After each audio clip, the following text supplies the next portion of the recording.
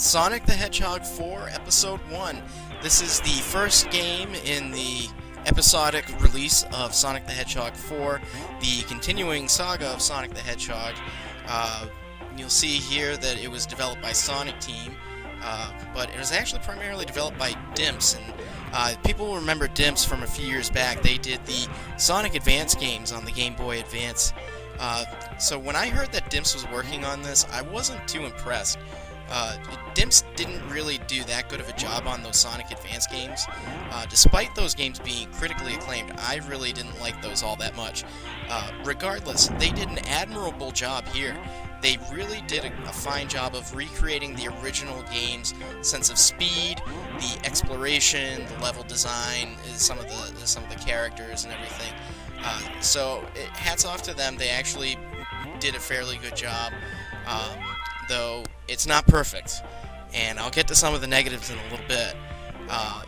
Basically, the storyline in Sonic 4 is that, Sonic had just defeated Robotnik at the end of Sonic and Knuckles, and now Robotnik is plotting his revenge yet again. And he's doing this by the means of having all of his former robotic creations, including the good old swinging ball and chain from the original Sonic the Hedgehog, make a comeback. Because supposedly, he thinks that this will somehow stop Sonic, even though it never did before, and none of his inventions ever have since. But regardless, he thinks he's going to be able to stop Sonic this time, and, in Sonic 4 Episode 1, he definitely doesn't. So you see here, the level designs are quite nice. You get the casino level here.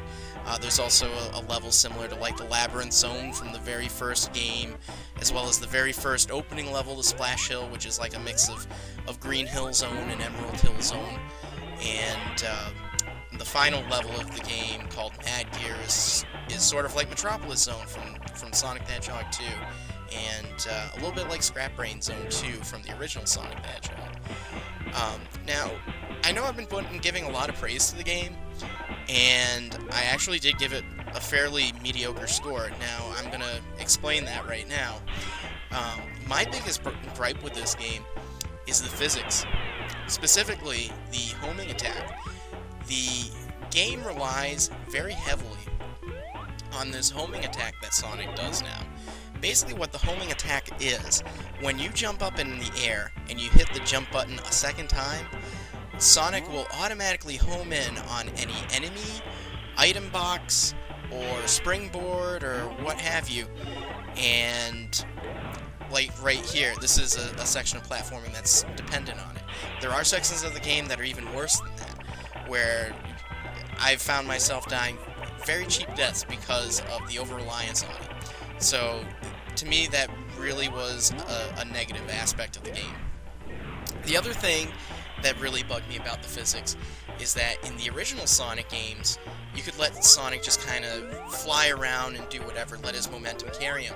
In this game, you can't. If you let go of the control stick at all, Sonic will just stop. If he's in midair, he'll drop like a rock.